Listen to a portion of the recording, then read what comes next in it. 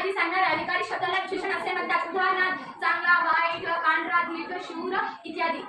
संबंधित नावाला त्या विशेषणाचे विशेषण असे म्हणतात. उदाहरणार्थ सुंदर पक्षी. यात सुंदर हा विशेषण आहे व पक्षी हा विशेषण आहे. विशेषणाचे प्रकार. पहिला गुण विशेषण. जे विशेषण नामाचा एखादा गुण किंवा विशेष दाखवून त्याची व्याप्ती मर्यादित करते ते गुण विशेषण होय. उदाहरणार्थ श्रीमंत, गोरा, धीट इत्यादी.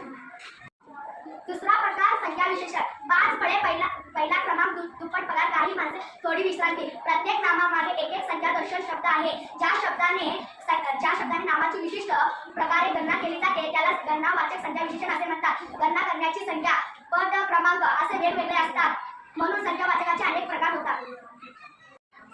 संज्ञावाचकाची संज्ञा विशेषण. गणवाचक. पूर्ण संख्या 100 वर्षे, 4 किलो, 7 मीटर वगैरे. अपूर्ण संख्या पाव डझन, पाऊण मीटर वगैरे.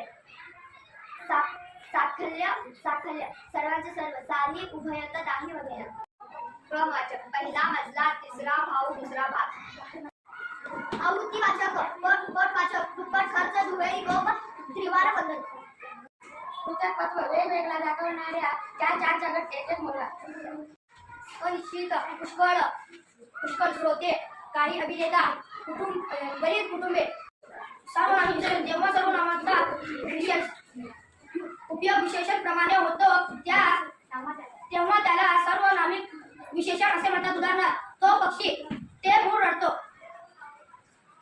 चौथा प्रकार धातुसाधित विशेषण. धातुपासून कृदंत रूपे बनतात. जेव्हा कृदंत रूपाचा वाक्यात विशेषणासारखा उपयोग होतो तेव्हा त्याला धातुसाधित विशेषण असे म्हणतात. उदाहरणार्थ हसरी मुले सर्वांना आवडतात. त्याचा चेहरा बोलका आहे. सडलेली फळे टाकून दे. या वाक्यात हसरी, बोलकी, सडलेली ही धातुसाधित विशेषणे आहेत. आदिविशेषण.